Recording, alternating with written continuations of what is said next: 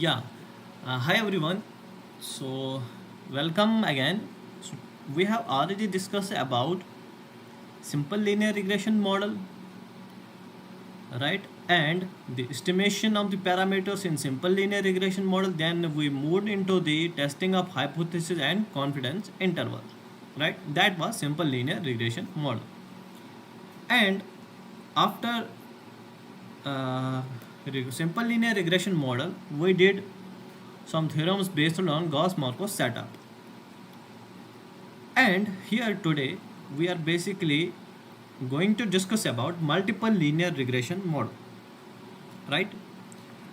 Simple linear regression model में हमने क्या क्या देखा था वो तो प्रीवियस लेक्चर्स आपके पास पढ़े होंगे, 9 लेक्चर्स है यूट्यूब पे।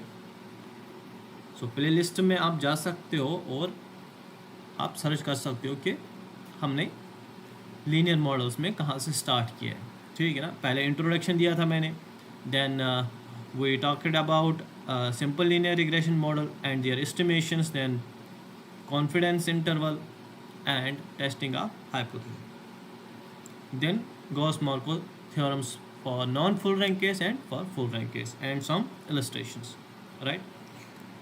So at the end of this linear models हम कुछ क्वेश्चंस भी लेंगे, मतलब on the basis of whole linear models पे, ठीक है ना। मतलब कहाँ से क्वेश्चंस आते हैं, ठीक है। तो आज हम बात करेंगे किस पे, मल्टीपल लीनियर रिग्रेशन मॉडल।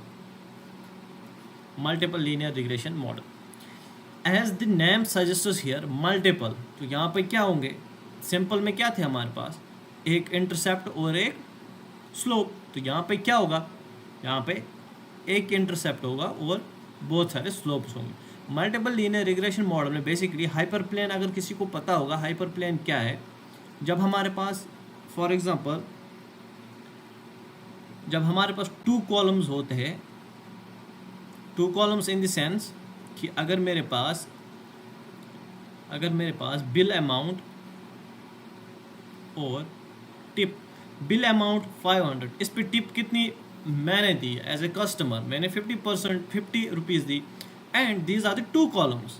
तो यहाँ पे हम मल्टीपल लीनियर रिग्रेशन मॉडल नहीं यूज़ करेंगे, यहाँ पे हम simple linear regression model use करेंगे, ठीक है ना।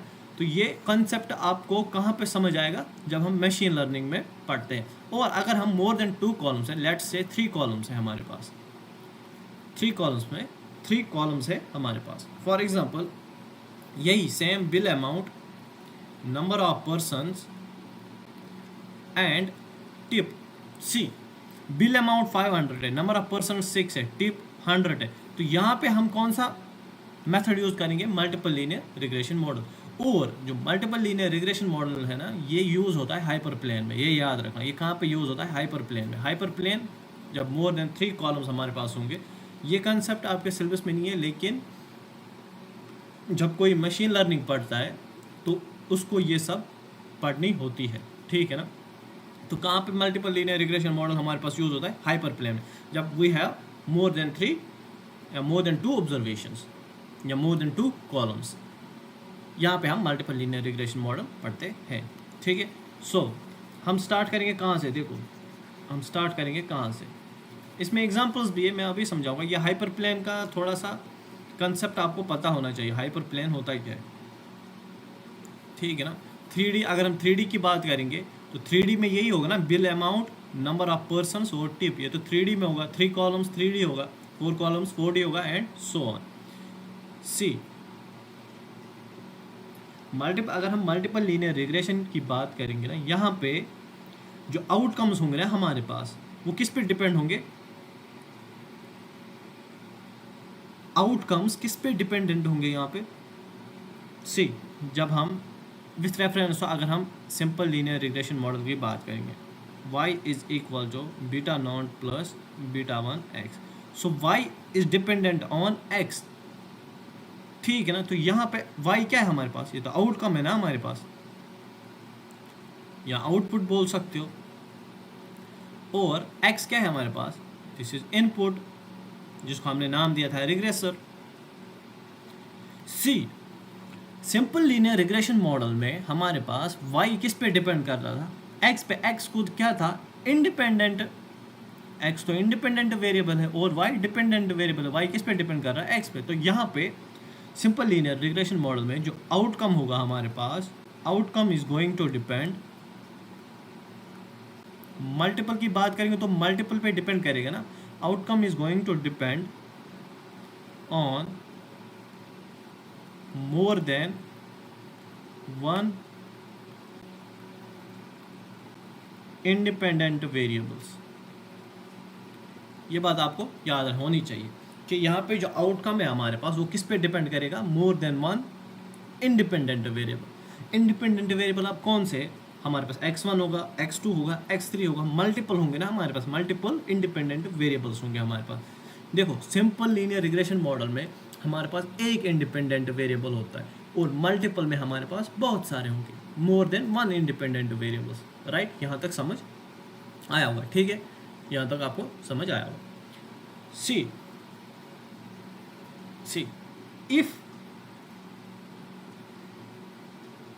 if the response variable हमारे पास क्या है, that is y, that's input, response variable y।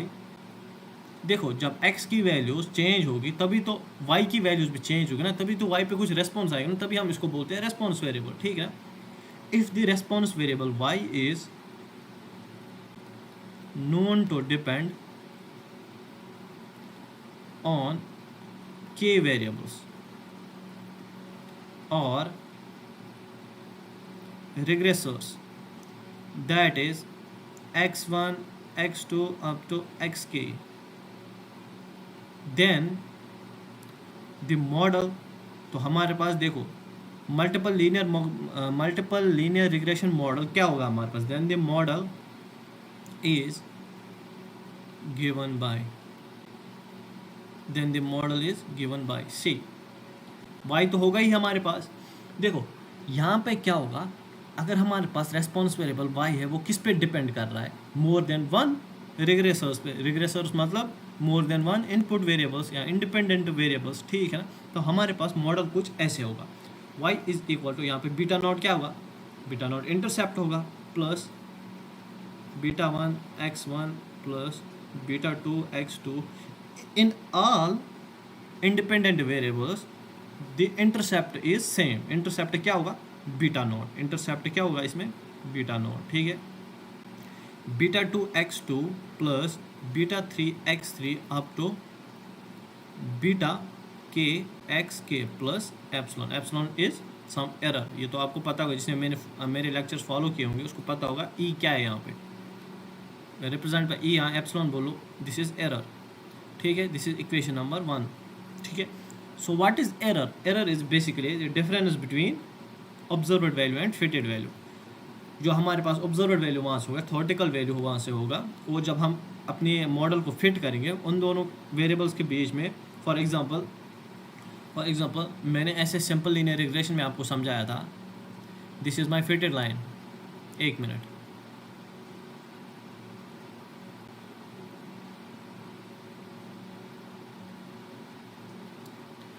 Simple linear regression model see, यहाँ नेक्स्ट पेज पे ही देखता हूँ मैं। देखो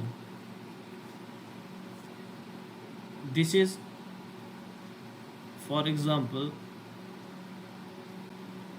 this is my fitted line, ठीक है ना। This is my observation x1 y1, this is my observation 1, this is my observation 2 x2 y2, this is my observation 3 x3 y3, this is my observation x4 y4। See, error का मतलब यहाँ पे क्या है, difference between observed value. Observed value मेरे पास क्या है, गिवन वैल्यू। फिटेड वैल्यू तो ये होगी ना, दिस इज, देखो हम मॉडल को फिट कब करते हैं, जब ये ऑब्जर्वेशन इस लाइन पे फिट होंगे, तो जो ये डिस्टेंस है इसको हम मिनिमाइज करते हैं, तभी हम बोलते हैं ना टू मिनिमाइज द एरर। तो यहाँ पे इस एरर को, ये तो एरर है हमारे पास, देखो फिटेड लाइन तो ये है, इस पॉइंट पे जब इस पे आएगा ना, जब ये पॉइंट इस पे लाई करेगा तब हम बोलेंगे आवर मॉडल इज फिटेड, वरना ये एरर है। इसी एरर को हम बेसिकली इसी एरर को हम मिनिमाइज करते हैं। हमें एरर को ख़त्म करना है, तभी हम अपनी लाइन को फिट कर लेंगे, ठीक है ना। तभी हमारे पास जो लाइन है वो फिटेड लाइन कहलाती है। ये तो एरर का थोड़ा सा कंसेप्ट है, ये तो मैंने आपको इसका डिटेल्ड मतलब इसका डिटेल में मैंने इसको समझाया है कहाँ पे, सिंपल लीनियर रिग्रेशन मॉडल में। सी मेरे पास मॉडल क्या है, y is equal to beta not plus beta 1 x1 plus beta 2 x2 up to beta k xk plus epsilon, ठीक है ना। ये क्या है मेरे पास, ये तो मेरे पास इक्वेशन है किसकी, मल्टीपल लीनियर रिग्रेशन मॉडल की, ठीक है ना। वायर यहाँ पे बीटा नॉट क्या होगा मेरे पास, beta naught is basically this is my intercept, this is my beta naught मेरे पास intercept. What are beta 1 beta 2 beta 3 up to beta k, ये सब मेरे पास क्या है, these are the regression coefficients. तो बीटा नॉट भी कोफिशिएंट है, see these are the regression coefficient associated with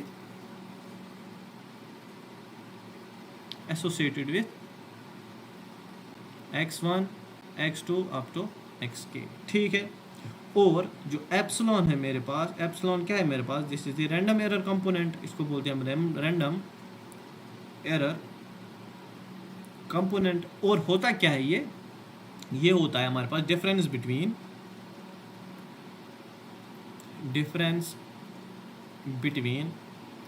observed value and fitted value, ये होता है मेरे पास रैंडम एरर, ठीक है ना। ये है मेरे पास मल्टीपल लीनियर रिग्रेशन मॉडल। अगर हम अब एग्जांपल की बात करेंगे कि इसमें हम कौन से एग्जांपल लेंगे, एग्जांपल तो समझनी है ना, एग्जांपल से ही समझ आ जाएगा हम ये कहाँ पे यूज़ करेंगे। यहाँ पे मैं एक हिंट देता हूँ आपको, जो मल्टीपल लीनियर रिग्रेशन मॉडल में ना, वो हम कहाँ पे यूज़ करेंगे, वो हम एनोवा में यूज़ करेंगे। हमें फील्ड की स्टडी करनी है कि फील्ड एक है, उसमें crops, irrigation, quantity of seeds, rainfall की नीड है। तो ये क्या मॉडल बना है, इसमें कॉलम्स देखो कितने बन गए। तो this is the example of multiple linear regression model. I hope कि आपको ये समझ आ रहा होगा, सर के ऊपर से नहीं जा रहा होगा, ये आपको समझ आ रहा होगा कि देखो अगर हम बात करेंगे ना, अगर हम बात करेंगे yield of crop and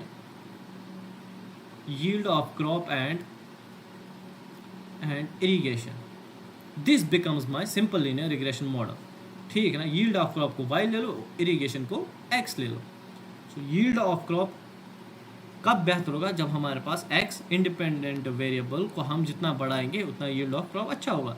this is the example of simple linear regression model. Now इसी में अगर हम बात करेंगे यील्ड ऑफ क्रॉप की बात करेंगे हम, मल्टीपल लीनियर रिग्रेशन मॉडल में ये कैसे यूज होगा,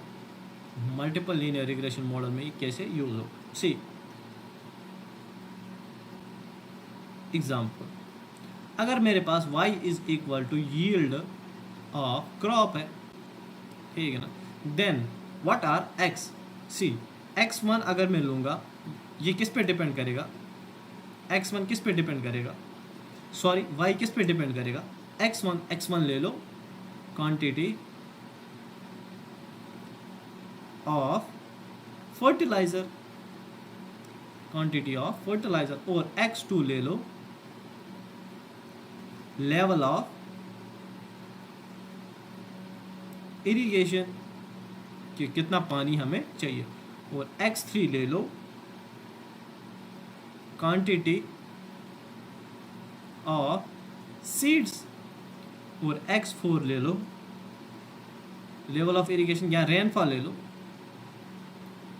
या x5 ले लो, सनलाइट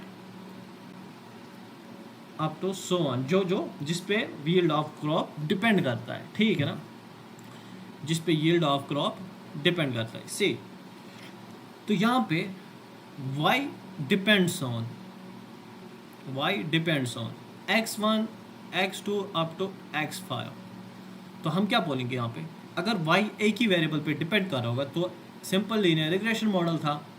यहाँ पे y किस पे डिपेंड कर रहा है, 5 वेरिएबल्स पे, हम क्या बोलेंगे, मल्टीपल लीनियर रिग्रेशन मॉडल। आई होप कि आपको ये समझ आ रहा होगा, ठीक है, आपको ये समझ आ रहा होगा। डाटा हम कैसे लेंगे, y ऑन x, y क्या होगा, एक तो हमें लेना है इंडिपेंडेंट वेरिएबल और एक लेना है dependent. So y is dependent on x, x क्या है इंडिपेंडेंट, y क्या है डिपेंडेंट ऑन x। ऐसे हमें अपने डाटा को लेना है, ठीक है, यहाँ तक आपको समझ आ। ना अगर हम मॉडल की बात करेंगे, देखो मॉडल हम कैसे तैयार करेंगे, इसमें मॉडल को हम कैसे तैयार करेंगे, सी मॉडल को हम कैसे तैयार करेंगे। अगर हम मॉडल की बात करेंगे, सी माई मॉडल इज, देखो मॉडल की अगर हम बात करेंगे, अगर हमने एक एक्सपेरिमेंट को n टाइम्स कंडक्ट किया, ठीक ना, तो यहाँ पे हम y लेंगे और यहाँ पे x1 x2, इस चीज़ को समझना है, जिसने ये समझा उसको एनोवा समझ आ जाएगा। सो दिस इज y1 एक बार कंडक्ट किया, मतलब यही ले लो ना, यील्ड ऑफ क्रॉप ही ले लो, y is yield of crop, yield of crop, और x1 x2 ले लो जिस पे ये डिपेंड कर रहा है, ठीक है ना, जिस पे ये डिपेंड कर रहा है। सी y2 y3 up to yn, यहाँ पे x3 भी ले लो, ठीक है। सी फर्स्ट सेट ऑफ ऑब्जर्वेशन में हम क्या करेंगे, x11, सी इसको समझना, x12 x13 up to x1k x21। देखो मल्टीपल लीनियर रिग्रेशन मॉडल में हम पता है किसकी बात करेंगे, अगर किसी ने मेरा इंट्रोडक्शन वीडियो देखा होगा उसको पता होगा कि मैंने वहाँ पे वेक्टर की बात की थी, ठीक है ना, मैंने वहाँ पे वेक्टर की बात की थी। तो यहाँ पे हम इसी वेक्टर की ही बात करेंगे, यहाँ पे हम वेक्टर की ही बात करेंगे, x21 x22 x23 up to x2k x31 x32 x33 up to x3k up to xnk, और यहाँ से क्या होगा xn1 xn2 xn3। See this is my first observation, this is my second observation, this is my third observation, this is my nth observation. देखो मैंने क्या किया, मैंने एक एक्सपेरिमेंट को कंडक्ट किया, मतलब यहाँ पे y is yield of crop, x क्या है मेरे पास, x फर्टिलाइजर है, x फर्टिलाइजर है, और x2 क्या होगा मेरे पास, इरिगेशन ले लो, x3 सीड्स। फर्स्ट ऑब्जर्वेशन जब मैंने देखी ना कि y1 में मैंने फर्टिलाइजर की अमाउंट कुछ पुट की एंड x12 में सम इरिगेशन मैंने दे दी एंड सीड्स कितने ले लिया, किसने, यील्ड ऑफ क्रॉप।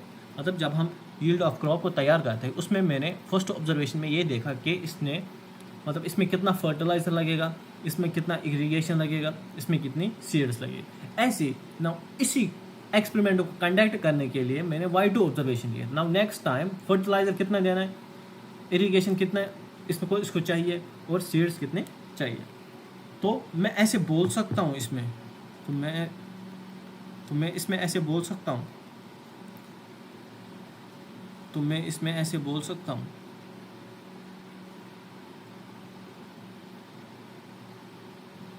तो मैं इसमें ऐसे बोल सकता हूँ कि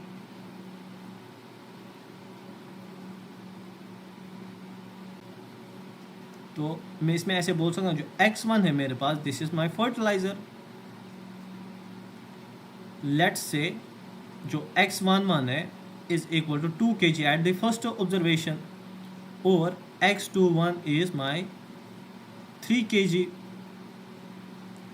x31 is my 4 kg। Let's say कि मैंने फर्स्ट सेट ऑफ ऑब्जर्वेशंस में x11 की वैल्यू 2 दी, then fertilizers at x21 at the second observation मैंने 3 kg दी एंड एट थर्ड ऑब्जर्वेशंस मैंने x31 की वैल्यू 4 kg दी। मतलब these are the set of observation. पहले ऑब्जर्वेशन में मैंने फर्टिलाइजर 2 kg दी। इस चीज़ को समझो, यही आपको एनोवा में करना है, जो हम यहाँ पे कर रहे हैं ना, एनोवा में पूरा यही multiple linear regression model use होगा, ठीक है।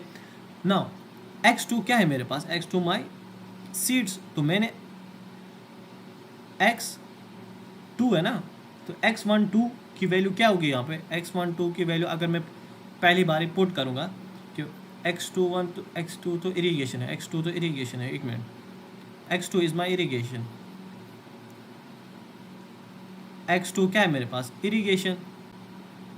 देखो x12 में एट द फर्स्ट ऑब्जर्वेशंस मैंने इरीगेशन, तो हम इन सेंटीमीटर्स में बात करेंगे, फॉर एग्जांपल 10 सेंटीमीटर दी, और x22 में मैंने कितनी 15 सेंटीमीटर, एंड x33 में 20 सेंटीमीटर लेट से, और x3 मेरे पास क्या है, सीड से, सो एट x13 मैंने कितना दिया, लेट से 1 kg सीड्स, x23 में मैंने 2 kg सीड्स, x33 में 3 kg सीड्स। ठीक है, मतलब हम बढ़ाते जा रहे हैं कि पहले हमने इतना दिया तो फिर यील्ड अच्छी नहीं हुई, देन सेकंड ऑब्जर्वेशन हमने इतना दिया फिर भी इतनी अच्छी नहीं हुई, हम बढ़ाते जाएंगे बढ़ाते जब तक नहीं हमारे पास डिज़ायर्ड यील्ड ऑफ क्रॉप मिल जाएगा। ये हम मल्टीपल लीनियर रिग्रेशन मॉडल में हम ऐसे कर सकते हैं, ठीक ना। अगर पहली ऑब्जर्वेशन में हमारे पास बेटर आई तो हमें फिर नेक्स्ट ऑब्जर्वेशन लेने की ज़रूरत नहीं है। ये थी एग्जांपल, ये थी मॉडल की एग्जांपल। ना अगर हम मॉडल को लिखेंगे इसी बेसिस पे जो मैंने एग्जांपल दी, तो हमारे पास y is equal to beta not beta 1 x1 beta 2 x2 up to beta k xk plus epsilon. See यहाँ से क्या होगा, जो यहाँ पे ऑब्जर्वेशंस लिए थे ना मैंने, x1 ऑब्जर्वेशन मतलब x1 x2 x3 xk तक, मैंने इनमें से क्या क्या लिया था, x11 x12 x13 x21, ये इस चीज़ को समझो। देखो यहाँ से मैं ऐसे नहीं बोल सकता हूँ y1 y2 y3 y4 जितनी भी ऑब्जर्वेशन होगी ना x y k, लेट से जो भी हमारे पास ईच ऑब्जर्वेशन होगी ना, वो इस मॉडल को, जो ये ऑब्जर्वेशन इस मॉडल को सेटिस्फाई करेगी, सेटिस्फाइज दिस मॉडल। जो भी हमने ऑब्जर्वेशन ली ना वो इस मॉडल को सेटिस्फाई करेगी। ठीक है, यहाँ से हमारे पास y1 y2 y3 up to yk ले लो। y1 क्या है मेरे पास, beta not plus beta 1 x11 plus beta 2 x12 up to beta k x1k plus epsilon plus beta 1, so this is beta not plus beta 1 x21 plus beta 2 x22 up to beta k x क्या होगा यहाँ पे 2k plus epsilon, इसको epsilon 1 इसको epsilon 2, ऐसे ही यहाँ पे हमारे पास k इक्वेशंस आएंगी, दिस इज k इक्वेशंस। ठीक है, तो जो ये सेट ऑफ ऑब्जर्वेशंस है ना, मतलब ये इक्वेशंस है ना, ये किसको सेटिस्फाई करेगी, इस मॉडल को सेटिस्फाई करेगी। ठीक है, इस मॉडल को सेटिस्फाई करेगी।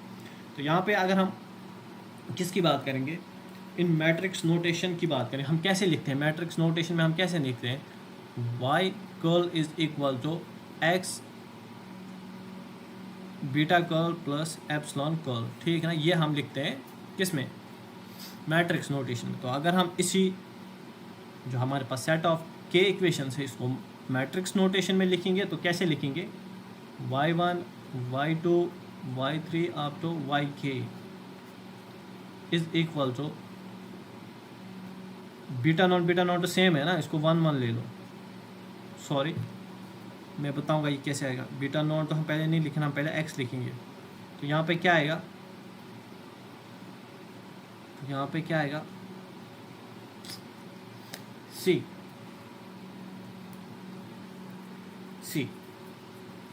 देखो ये कैसे होगा, 1 1 1 अप टू 1, मैं बताऊंगा ये कैसे होगा, x11 x12 up to x1k x21 x22 up to x2k x31 x32 x33 up to x3k up to xn1 xnk beta not beta 1 beta 2 up to beta k plus epsilon 1, epsilon 2, epsilon 3 up to epsilon K. See अगर हम इसको फिर से लिखेंगे ना, this goes to this, तो ये क्या बना, beta not plus this goes to this, beta 1 X 1 ऐसी, beta 2 X 1 2 up to so on. ठीक है, ऐसे this is my y1, so y2 क्या होगा मेरे पास, बीटा नॉट। देखो बीटा नॉट मैंने यहाँ पे 1 1 क्यों लिया, क्योंकि देखो यहाँ पे वेरिएबल क्या है, x है, बीटा नॉट के साथ कोई वेरिएबल नहीं है, तभी मैंने 1 1 ले लिया। ठीक है, 1 1 की जगह आप 1 1 भी नहीं ले सकते हो, तो आपको समझ आना चाहिए कि बीटा नॉट एलोन है विदाउट वेरिएबल। ठीक है ना, this is beta not plus beta 2 X 2 1 up to so on. I hope कि आपको समझ आया मैंने ये कैसे लिखा। This is matrix notation of multiple linear regression model. So X beta curl plus epsilon curl, this is my multiple linear regression model. जो यहाँ पे ये है ना 1 1 1, ये किसके साथ आएगा, ये इंटरसेप्ट बीटा नॉट के साथ आएगा। ये चीज़ समझना है, ये इंपॉर्टेंट है गियर के 1 1 1 1 ये किसका है, इसका कोफिशिएंट है। कोफिशिएंट मान लो मतलब ये इंटरसेप्ट टर्म है किसकी, बीटा नॉट की। ठीक है, आई होप कि आपको समझ आया होगा कि देखो this is my column vector, तो यहाँ पे क्या होगा, रो n होंगे और कॉलम 1 होगा n क्रॉस 1। और यहाँ पे कोई मुझे यहाँ पे बता सकता है यहाँ पे क्या होगा, यहाँ पे हमारे पास देखो रोज कितने, रोज आर माई n और कॉलम्स k, तो n क्रॉस k, और ये क्या होगा, k क्रॉस 1, क्योंकि रो k है, और ये k cross 1, k cross 1 k cross 1 n cross k n cross 1। ठीक है, ये इम्पॉर्टेंट है, ऑर्डर इम्पॉर्टेंट है। जिसको ऑर्डर समझ आएगा ना वो मल्टीप्लाई भी कर सकता है, दोनों दो मैट्रिक्स का मल्टीप्लिकेशन भी उसको आएगा।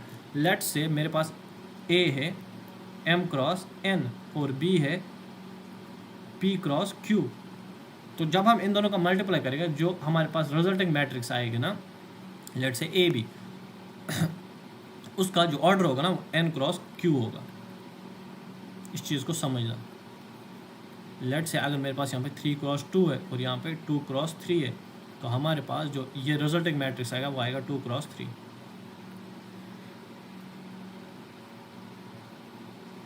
तो यहाँ पे जो n क्रॉस 1 है ना, what is this, this is my response variable, ये तो पता ही है, तो मेरे पास रेस्पॉन्स वेरिएबल है।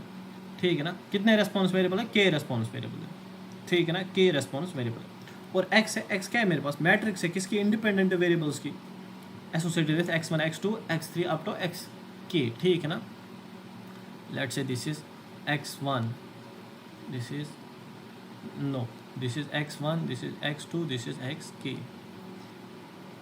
ठीक है, और बीटा क्या है मेरे पास, beta is the regression coefficient, कि इसका ऑर्डर क्या है, k क्रॉस 1, और एप्सिलॉन क्या है, k क्रॉस 1। ठीक है, तो ये आपको यहाँ तक समझ आया होगा। What is intercept form in multiple linear regression model, कोई बता सकता है। इन मैट्रिक्स नोटेशन हमें बतानी है कि इंटरसेप्ट क्या होगा इन n क्रॉस के मैट्रिक्स में। 1 नहीं होगा, ये क्वेश्चन कभी कभी पूछा जाता है, तो इसमें क्या होगा, 1 नहीं होगा। ठीक है, इसमें 1 नहीं होगा। आपको मैंने बताया था कि ये मॉडल हम कहाँ पे यूज़ करते हैं, हाइपर प्लेन में। ठीक है ना, इन k dimensional space of x के, हमारे पास x के रिलेशंस वहाँ पे होने चाहिए, तो ये तब किस पे काम करेगा, हाइपर प्लेन में। ठीक है ना, जब हमारे पास बहुत सारे कॉलम्स होंगे, ठीक है ना, बहुत सारा डाटा होगा हमारे पास, मशीन लर्निंग में हमारे पास बहुत सारा डाटा होगा, हम किस पे काम करते हैं, हाइपर प्लेन में ही काम करते हैं। ठीक है, this is my introduction to this. Now अगर हम बात करेंगे इसके भी अजम्पशंस है ना, जैसे हमने सिंपल लीनियर रिग्रेशन मॉडल में पढ़ा था, इसमें भी वही अजम्पशंस होंगे, इसमें भी वही अजम्पशंस होंगे। सी अजम्पशंस क्या है हमारे पास, what is this, oh my god,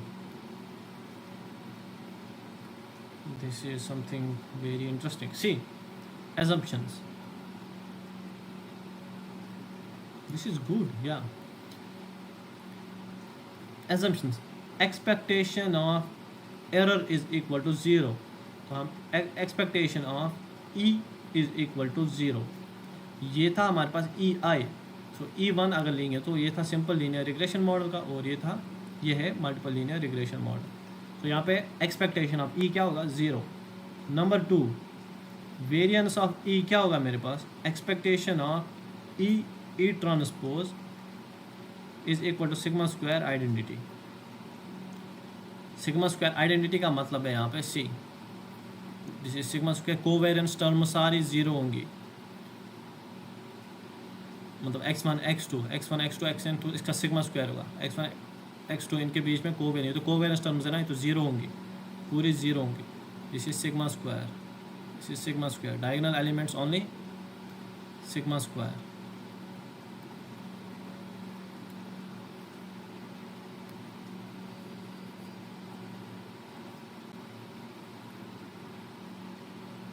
which is 0, ये भी क्या होगा सिग्मा स्क्वायर, ये भी क्या होगा sigma square, 0 0 0, this is sigma square. ये थे assumption number 2। Now assumption number 3, rank of, इसमें क्या होगा, रैंक ऑफ x क्या होगा, k, मतलब जब रैंक ऑफ x k होगा तब कौन से हमारे पास यहाँ पे यूज़ होगा, full rank case. Determinant of A यहाँ पे क्या होगा, 0 के बराबर, यहाँ पे हमने जनरलाइजर इन्वर्स लिया था, ठीक है। तो k क्या है यहाँ पे, नंबर ऑफ इंडिपेंडेंट वेरिएबल्स, यहाँ कॉलम्स या नंबर ऑफ कॉलम्स, इसी को आप बोलते हो नंबर ऑफ कॉलम्स, इसी को आप बोलते हो नंबर ऑफ कॉलम्स। जितने नंबर ऑफ कॉलम्स उतने नंबर ऑफ इंडिपेंडेंट वेरिएबल्स, ठीक है ना। Rank of x is equal to k, ये याद रखना। अगर हमारे पास मॉडल है y is equal to beta not plus beta 1x plus beta 2x, तो यहाँ पे रैंक क्या होगी, रैंक ऑफ y क्या होगी, या रैंक ऑफ x क्या होगी, यहाँ पे रैंक ऑफ y नहीं, rank of x, rank of x क्या होगी, यहाँ पे कितने हमारे पास k है, k कितने हैं हमारे पास, ये तो इंटरसेप्ट है, x के साथ कितना है, बीटा 1 बीटा 2, इंटरसेप्ट तो 1 1 है ना, तो रैंक क्या होगी यहाँ पे, रैंक क्या होगी यहाँ पे, अगर ये x1 है ये x2 है, तो रैंक क्या होगी यहाँ पे, तो हम मैट्रिक्स नोटेशन बनाएंगे 1 1 1,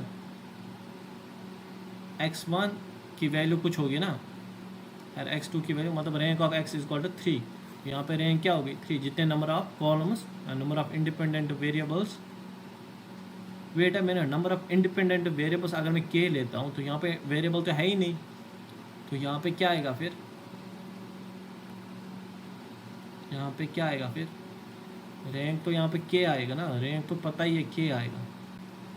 नंबर ऑफ इंडिपेंडेंट वेरिएबल्स मतलब रैंक, जितने नंबर ऑफ वेरिएबल्स होंगे उतनी रैंक होगी, तो मतलब x1 प्लस x2, अगर ये है इसमें रैंक कितनी होगी 2 होगी, तो इंटरसेप्ट टर्म को हम नहीं लेते, हम नंबर ऑफ इंडिपेंडेंट वेरिएबल्स लेते हैं, जितने इंडिपेंडेंट नंबर ऑफ वेरिएबल्स होंगे उतनी रैंक होगी, ठीक है। So this is my third assumption. Now fourth assumption is x is non stochastic. ये मैंने आपको समझा है सिंपल लीनियर रिग्रेशन मॉडल में x क्या है, x को हम यहाँ पे ट्रीट नहीं करेंगे कि x is not equal to random year. x क्या है यहाँ पे, नॉन स्टोकोस्टिक का मतलब है नॉन रैंडम, x मैट्रिक्स जो होगी वो नॉन रैंडम होगी, ठीक ना। Let's treat it as some constant. Now fifth assumption is जो एप्सिलॉन होगा वो फॉलो करेगा नॉर्मल 0 सिग्मा स्क्वायर आइडेंटिटी। इसका वेरिएंस हमने अभी देखा ना, ये किसको फॉलो करेगा, दिस, ठीक है, ये फॉलो करेगा दिस ना sigma square identity. Now interpretation की अगर हम बात करेंगे, हमने यहाँ से क्या देखा, इंटरप्रिटेशन की अगर हम बात करेंगे, इंटरप्रिटेशन की अगर हम बात करेंगे, देखो y क्या था हमारे पास, beta not plus beta 1 x1 plus beta 2 x2 up to beta k x k plus epsilon. So expectation of e क्या है मेरे पास 0, और अगर हम एक्सपेक्टेशन ऑफ y की बात करेंगे वो क्या होगा, beta not plus expectation of constant is constant this is expectation of x1 plus beta 2 expectation of x2 plus beta के एक्सपेक्टेशन ऑफ एक्स के, इसका तो ज़ीरो ही हो ना, this is something like this. तो अगर हम डेल ई, अगर हम ये करेंगे डेल एक्स जे, तो ये आएगा मेरे पास बीटा जे, मतलब sum, this is the sum constant. तो बीटा जे मतलब बीटा जे यहाँ पे क्या है, बीटा जे तो स्लोप है ना। मैंने आपको बोला है कि beta one and beta not, beta one is slope, beta naught is intercept. ये तो मैंने आपको बोला है। अगर हम ये करेंगे, ये क्या देगा हमें, beta J, what is beta J, rate of change in the mean value. मतलब बीटा जे, बीटा क्या है हमारे पास, मतलब स्लोप क्या होता है हमारे पास, rate of change in the mean value with respect to explanatory variable या रेस्पॉन्स वेरिएबल, ठीक है ना, with respect to response variable. मतलब मल्टीपल लीनियर रिग्रेशन मॉडल उन बच्चों को समझ आएगा जिन्होंने सिंपल लीनियर रिग्रेशन मॉडल अच्छे से फॉलो किया होगा, ठीक है ना। तो पहले वो लेक्चर्स देख के आओ, फिर मल्टीपल लीनियर रिग्रेशन पढ़ लेना, ठीक है। नाउ इसमें मेन काम है हमारे पास एस्टिमेशन ऑफ मॉडल्स, कि हम अपने मॉडल को एस्टिमेट कैसे करेंगे, सॉरी मॉडल पैरामीटर्स को हम एस्टिमेट कैसे करेंगे, that is the main task है, ठीक है, that is the main task. यहाँ पे भी वही दो काम करेंगे हम, ले स्क्वायर एस्टिमेट और मैक्सिमम लाइक्लीहुड एस्टिमेशन, ठीक है। बट यहाँ पे पैरामीटर्स हमारे पास ज़्यादा है और रेस्पॉन्स वेरिएबल वहाँ एक है और रिग्रेसर्स मोर देन 2 है। यहाँ पे थोड़ा सा काम तो करना पड़ेगा, ठीक है ना। तो अगर मैं बात करूँगा यहाँ पे एस्टिमेशन ऑफ मॉडल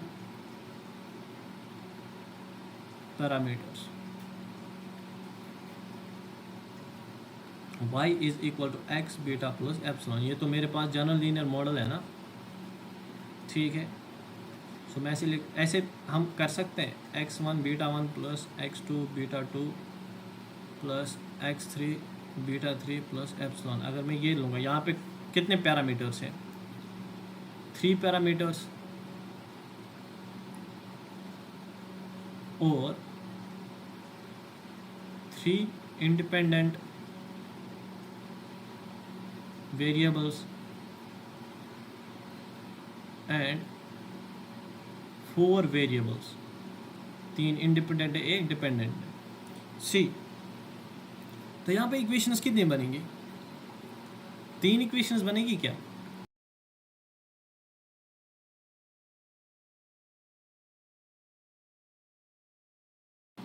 क्या यहाँ पे 3 इक्वेशंस बनेंगे, फिर तुम 3 इक्वेशंस को सॉल्व करेंगे, नहीं। देखो यहाँ पे हम क्या करेंगे, ठीक है ना। देखो हम यहाँ पे क्या करें, हम मैट्रिक्स नोटेशन से इसको सॉल्व करेंगे, ठीक है ना। हम यहाँ पे अगर हम n, मतलब अगर हमारे पास फॉर एग्जांपल 10 पैरामीटर्स हैं, 10 इंडिपेंडेंट वेरिएबल्स हैं, क्या हम 10 इक्वेशंस बनाएंगे, नहीं, हम यहाँ पे 10 इक्वेशंस नहीं बनाएंगे। देखो हम क्या करेंगे यहाँ पे, first method is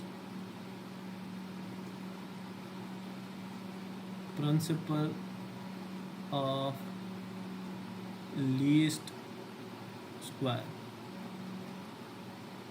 principle of least square, see, to estimate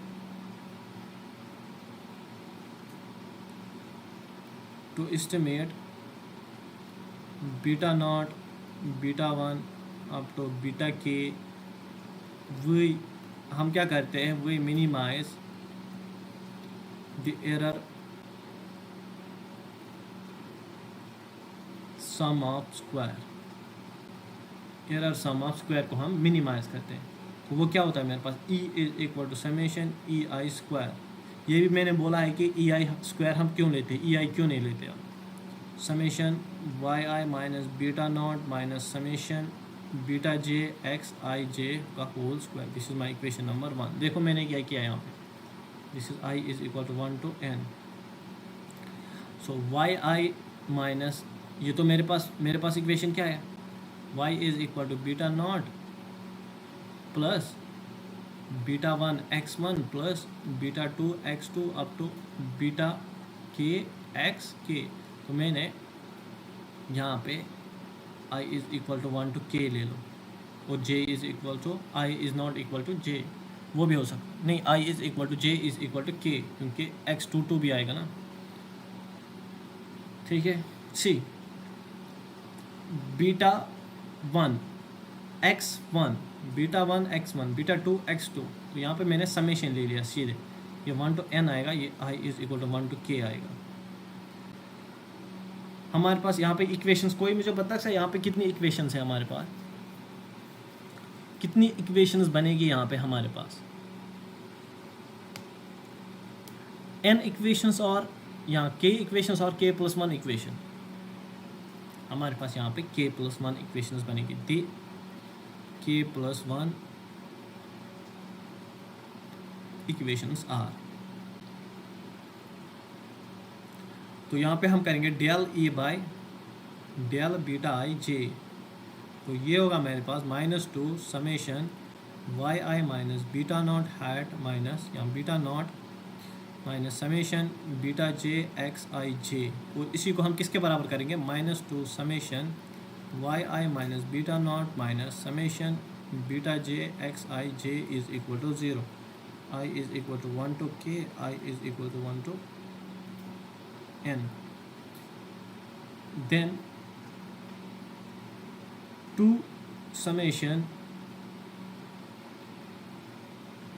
xij yij yi minus beta naught minus summation beta n xin is equal to 0 for all j is equal to 1 to up to k। मैंने यहाँ पे क्या किया, मैंने यहाँ पे क्या किया, मैंने बीटा नॉट की वैल्यू यहाँ पे पुट कर दी,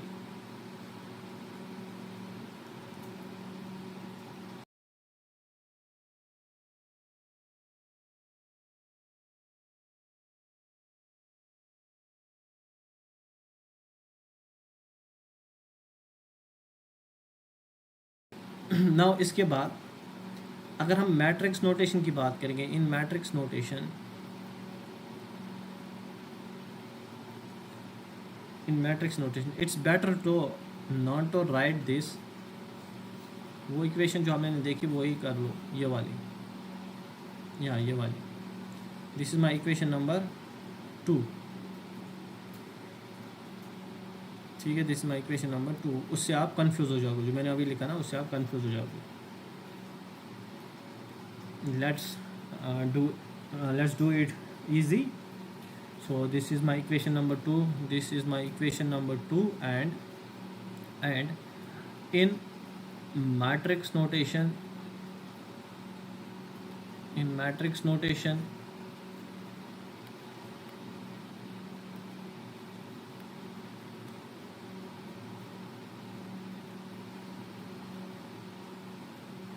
in matrix notation, what is this,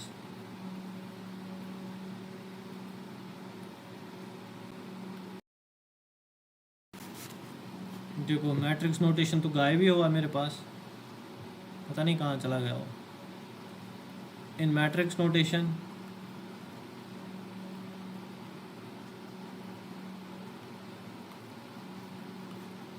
मेरे पास मॉडल क्या है, y is equal to X beta curl plus epsilon curl, ठीक है, ये मेरे पास मैट्रिक्स नोटेशन में मॉडल है।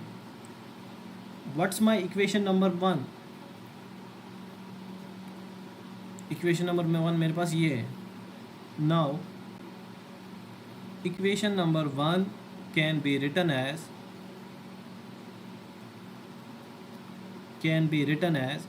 E is equal to y minus X beta curl, general linear model में हमने ये बहुत किया है, और इसमें गॉस मार्कोव सेटअप में x बीटा कर्ल, तो यहाँ से क्या होगा, also equation 1 can be written as, यहाँ पे मैं ये नहीं समझाऊंगा कि ये कहाँ से आया दिस, तो इसको हम ऐसे लिख सकते हैं x transpose x beta curl hat is equal to X transpose Y curl. ठीक है, यहाँ पे मैं ये नहीं समझाऊंगा कि ये कहाँ से है। जनरल लीनियर मॉडल में जो मैंने गॉस मॉडल को सेटअप कराया है वहाँ से ये आया, ठीक है ना, वो आप देख लेना। वायर जो यहाँ पे y है या y कर्ल है वो मेरे पास क्या है y1 y2 up to yn, और जो मेरे पास x है, x क्या है मेरे पास 1 1 1 up to 1, x11 x12 up to so on, और xn1 up to xnk xik, ठीक है। और बीटा क्या है मेरे पास, बीटा क्या है मेरे पास beta 1 beta 2 up to beta k। तो यहाँ से x ट्रांसपोज x क्या होगा मेरे पास, इन दोनों को जब हम मल्टीप्लाई करेंगे ना, x ट्रांसपोज x ये कितनी बार आएगा, n बार आएगा। जब मल्टीप्लाई होगा तो ये n बार आएगा, और ये summation x i summation 1 1 up to summation x i k, यहाँ पे i की जगह कुछ भी वैल्यू पुट कर दो 1 2 3 something, summation x11 x i1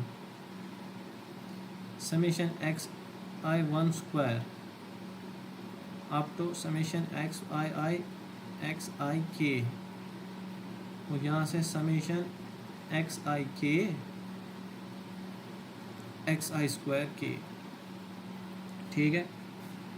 and x transpose y is equal to summation y i summation x i y i up to summation x i k y i, ठीक है ना। ये मैट्रिक्स नोटेशन में मैंने लिख लिया, ठीक है। अच्छा, एक मैट्रिक्स जब नॉन सिंगुलर होती है तो उसकी कंडीशन क्या है, रोज क्या होंगे हमारे पास। कंसेप्ट इतना गहरा है ना, इतना गहरा है ना, इस चीज़ को समझो कि जब हमारे पास मैट्रिक्स नॉन सिंगुलर होती है तब रोज क्या होती है हमारे पास। सिस्टम ऑफ लीनियर इक्वेशंस में पढ़ा होगा कि जब हमारे पास मैट्रिक्स ए ले लो, this is non singular, is not equal to 0, तब रोज क्या होती है हमारे पास, रोज आर लीनियरली इंडिपेंडेंट। इस चीज़ को याद रखना, जब मैट्रिक्स नॉन सिंगल होती है तब हमारे पास जो रोज होते हैं वो लीनियरली इंडिपेंडेंट होते हैं। व्हाट इज़ ई, ई को मैंने क्या नाम दिया था, रैंडम एरर। तो इसको हम कैसे लिखेंगे, y माइनस जो मैंने अभी बताया x beta transpose y minus X beta.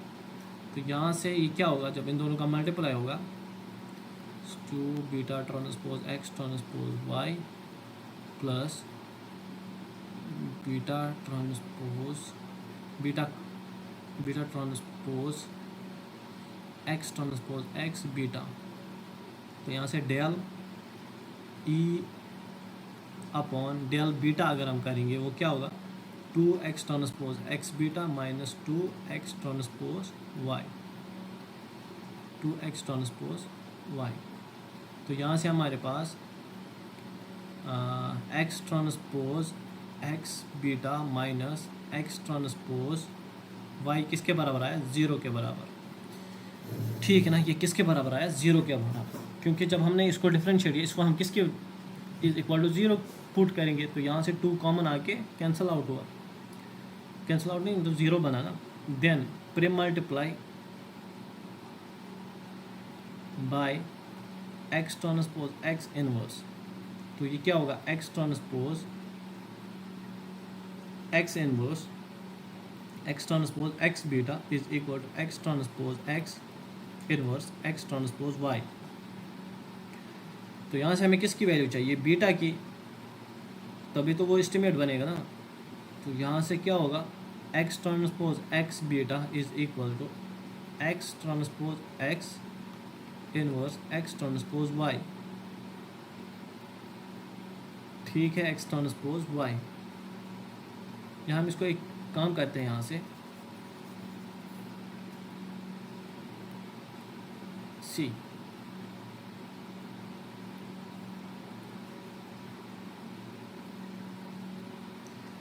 यहाँ से अगर हम बीटा की वैल्यू फाइंड आउट करेंगे ना, आपको पता है X transpose X inverse X transpose x मतलब ए इनवर्स ए किसके बराबर होता है, आइडेंटिटी के बराबर होता है। ए इनवर्स ए 1 के बराबर होता है मतलब, हाँ, तो यहाँ से क्या आएगा, beta is equal to X transpose X inverse X transpose Y. तो इसी को हम लेते हैं एस्टिमेट, मतलब एस्टिमेशन ऑफ बीटा। ठीक है, नाउ अगर हम क्या करेंगे, अब अगर हम ये तो बीटा की वैल्यू आई X transpose X X transpose Y, ठीक है। नाउ एक्स ट्रांसपोज एक्स, तो रैंक हम किसके निकालेंगे, हमें पता है रैंक किसका है, रैंक ऑफ एक्स क्या है हमारे पास, के है, फुल रैंक कॉलम है ना हमारे पास, फुल रैंक कॉलम है हमारे पास। तो यहाँ से एक्स ट्रांसपोज एक्स एग्जिस्ट करेगा जब इसकी रैंक फुल रैंक कॉलम होगी, ठीक है ना। सो एक्स ट्रांसपोज एक्स एग्जिस्ट होगा और जो एक्स ट्रांसपोज एक्स है वो पॉजिटिव डेफिनेट होना चाहिए, ठीक है ना। इसके जो भी रूट्स होंगे वो पॉजिटिव होंगे, ठीक है ना, पॉजिटिव डेफिनेट होना चाहिए, ठीक है। यहाँ से हमारे पास बीटा की वैल्यू आ गई ना, बीटा कैप की वैल्यू आ गई, ठीक है। ये था हमारे पास बीटा, हमने बीटा फाइंड आउट किया, ठीक है। तो हमारे पास जो फिटेड मॉडल आएगा एट द एंड, जो हमारे पास फिटेड मॉडल आएगा वो कुछ ऐसे आएगा, फिटेड मॉडल हमारे पास कुछ ऐसे आएगा, y is equal to X beta hat. So y is equal to X X trans, यही तो खासियत है ना इसकी, यही तो स्पेशलिटी है ना इसकी। इसको मान लो h, what is h, h is equal to X X transpose X inverse X transpose, this is called hat matrix, this is called hat matrix, ठीक है ना। वो जो हैट मैट्रिक्स है वो होती है ना, वो हैट मैट्रिक्स, तो ये है ना, इसकी कुछ प्रॉपर्टीज़ है हैट मैट्रिक्स की। प्रॉपर्टी नंबर 1, अगर h एंड h कंजुगेट है तो ये दोनों क्या होंगे, दीज बोथ आर सिमेट्रिक, ये दोनों क्या होंगे, सिमेट्रिक। और नंबर 2 हैट मैट्रिक्स की बात कर रहा हूँ मैं, अगर h एंड h क्या है, आइडम्पोटेंट है, आइडम्पोटेंट है, then H H is equal to H, और एच एच एच बार क्या होगा फिर, एच बार के बराबर। और जो ट्रेस ऑफ हैट मैट्रिक्स होता है ना, ट्रेस ऑफ हैट मैट्रिक्स किसके बराबर होता है, n माइनस के। ये कैसे आया, देखो कैसे आया, trace of h is equal to trace of i minus h, ये भी हम लिख सकते हैं, this is i n trace of h, so this is equal to n minus k, this is trace of h। बस ये इसकी hat matrix की प्रॉपर्टीज है, आपको इसमें कुछ नहीं जाना है। और जो इसमें जो हमारे पास कॉलम्स ऑफ एक्स है ना, जो एक्स की कॉलम्स है ना, वो ऑर्थोगोनल होनी चाहिए। ऑर्थोगोनल से क्या मतलब है, ऑर्थोगोनल होता क्या है, देखो ऑर्थोगोनल होता क्या है।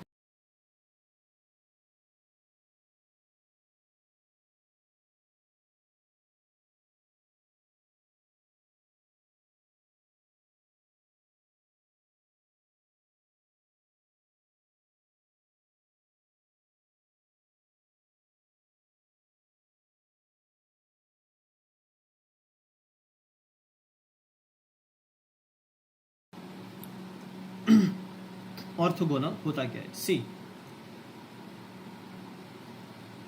ऑर्थोगोनल क्या होता है, जब हमारे पास मैट्रिक्स ए ट्रांसपोज ए होता एंड ए ट्रांसपोज, इसकी वैल्यू हमेशा आइडेंटिटी के बराबर है, तब हम बोलेंगे दिस इज ऑर्थोगोनल मैट्रिक्स। अगर ये प्रॉपर्टी सेटिस्फाई हुई, A transpose A is equal to A transpose is equal to I, then हम बोलेंगे मैट्रिक्स क्या है हमारे पास, ऑर्थोगोनल है हमारे पास, मैट्रिक्स इज ऑर्थोगोनल। और कॉलम्स ऑफ, यहाँ पे कॉलम्स का मतलब क्या है, x11 x12 x13, जो भी हम मैट्रिक्स बनाएंगे ना, दिस शुड बी ऑर्थोगोनल। ये क्या लिख लिया मैंने, x12 x13 up to so on x21 x22 up to so on। जो ये मैट्रिक्स है ना ये क्या होनी चाहिए, ऑर्थोगोनल होनी चाहिए। ऑर्थोगोनल क्या है, A transpose A is equal to A transpose is A. अगर डिटर्मिनेंट ऑफ ए हमारे पास ±1 आया देन हम क्या बोलेंगे, ए इज ऑर्थोगोनल। ऐसे भी आप पता कर सकते हो, मतलब determinant of this matrix this is A, अगर इसकी वैल्यू ±1 के बराबर तो हम बोल सकते ए है ऑर्थोगोनल मैट्रिक्स, ठीक है ना।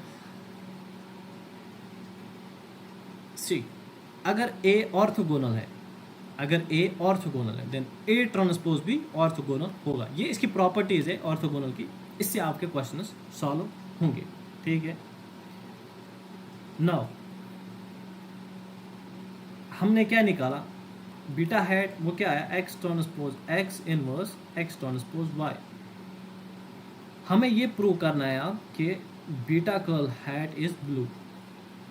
बीटा कर्ल जो वेक्टर होगा ये हमें प्रूव करना है। हम इसकी प्रॉपर्टीज पहले पढ़ेंगे, उसके बाद देखेंगे एक्सपेक्टेशन, वो ये सब हम इसी प्रॉपर्टीज में देखेंगे इसकी, ठीक है ना, इसी प्रॉपर्टीज में देखेंगे। सी इससे पहले हम प्रॉपर्टी से पहले, प्रॉपर्टीज हम नेक्स्ट लेक्चर में करेंगे, हम देखेंगे रेजिडुअल पे एक छोटी सी बात। वो क्या बात है, पहले रेजिडुअल होता क्या है, this is e random error component, random error component. So epsilon hat is equal to Y minus Y bar, क्या यही है, this is observer this is fitted. So this is Y minus, ये खुद किसके बराबर है, एक्स बीटा हैट के बराबर है। सो यहाँ से Y minus what is beta hat, beta hat की वैल्यू हमने अभी निकाली ना, वो क्या है X transpose X inverse X transpose Y. तो यहाँ से क्या होगा फिर, and this is my Y minus H Y, तो यहाँ से आई माइनस एच तो वाई, और ये किसके बराबर है, एच बार वाई के बराबर है।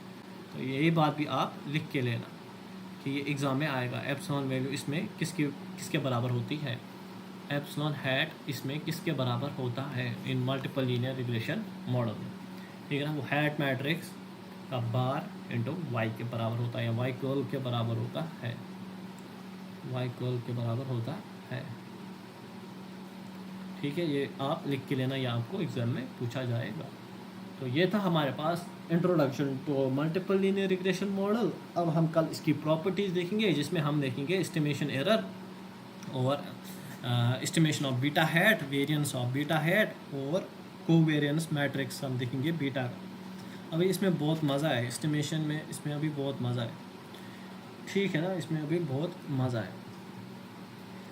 बेसिकली हम ब्लू जब प्रूव करते हैं ना, मैंने आपको गॉस मॉर को सेटअप में ही बताया है कि जब हम ब्लू, जहाँ पे मैंने आपको लास्ट यहाँ पे लास्ट में बोला कि हम ब्लू प्रूव करेंगे। ब्लू का मतलब यहाँ पे क्या है, एक एस्टिमेटर होगा, अनबायस्ड होगा, लीनियर होगा और बेस्ट होगा। तो वो बेस्ट कहलाता है, जब उसका वेरिएंस भी कम होगा और अनबायस्ड होगा, लीनियर होगा, तो ब्लू कहलाता है, ठीक है ना। बेसिकली अगर मैंने गॉस मॉर को थ्योरम में ये नहीं बताया कि हम इस थ्योरम में क्या करते हैं। फॉर एग्जांपल अगर हमारे पास यहाँ पे बीटा हैट है, ठीक है ना, ये मेरे पास एक एस्टिमेटर है, और सपोज अगर मेरे पास मोर देन वन एस्टिमेटर है तो एस्टिमेट बीटा। फॉर एग्जांपल मेरे पास ये बीटा है, इसके कितने एस्टिमेटर्स होंगे, इसके बहुत सारे एस्टिमेटर्स होंगे, ठीक है ना। बीटा के जो भी एस्टिमेटर्स हैं ना, उनमें सबसे बेस्ट एस्टिमेटर जो होगा ना, एक तो वो लीनियर होना चाहिए और उसकी वेरिएंस कम होनी चाहिए और अनबायस्ड होना चाहिए, तभी हम बोलेंगे वो क्या है, ब्लू है। किसका, बीटा का। इस चीज़ को समझो, मेरे पास बीटा एक एस्टिमेटर है, एस्टिमेटर मान लो, पैरामीटर मान लो। एस्टिमेटर क्या होता है, तो एस्टिमेट वैल्यू ऑफ बीटा, जिसकी वजह से हम एक स्टैटिस्टिक, एक फंक्शन ऑफ स्टैटिस्टिक होता है, जिसकी वजह से हम पैरामीटर को एस्टिमेट करते हैं। तो इस बीटा, ये मेरे पास पैरामीटर है, इसके कितने एस्टिमेटर्स होंगे, इसके बहुत सारे एस्टिमेटर्स होंगे।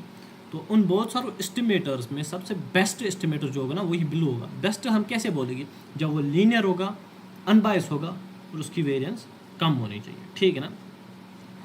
तो इसी मेथड को हम कहीं पे आपने देखा, ऑर्डिनरी लीस्ट स्क्वायर एस्टिमेट, वो यही कहलाता है कि मिनिमम वेरिएंस होना चाहिए। ये तो टेक्निक है ना, ordinary least square estimate technique है, जिससे हम एक्सपेक्टेशन निकालते हैं, वेरिएंस ये सब निकालते हैं, जैसे मैंने सिंपल लीनियर रिग्रेशन में कराया हुआ है, ठीक है ना, जैसे मैंने गॉस मार्को में भी कराया हुआ है, ठीक है ना। तो यहाँ पे जब हम ब्लू प्रूव करेंगे ना, ब्लू प्रूव करने में हम किसका यूज़ करेंगे, गॉस मार्को थ्योरम का। जैसे एक्सपेक्टेशन निकाला हमने, अभी देखा ना आपने बीटा कैसे निकाला हमने, हमें यहाँ पे बीटा ही चाहिए, हमें यहाँ पे beta not, beta one, beta ये सब नहीं चाहिए, बस बीटा चाहिए। फिर हम एक्सपेक्टेशन ऑफ बीटा निकालेंगे, वेरिएंस ऑफ बीटा निकालेंगे और उसका कोवेरिएंस मैट्रिक्स देखेंगे हम नेक्स्ट लेक्चर में, ठीक है। तब तक के लिए बाय।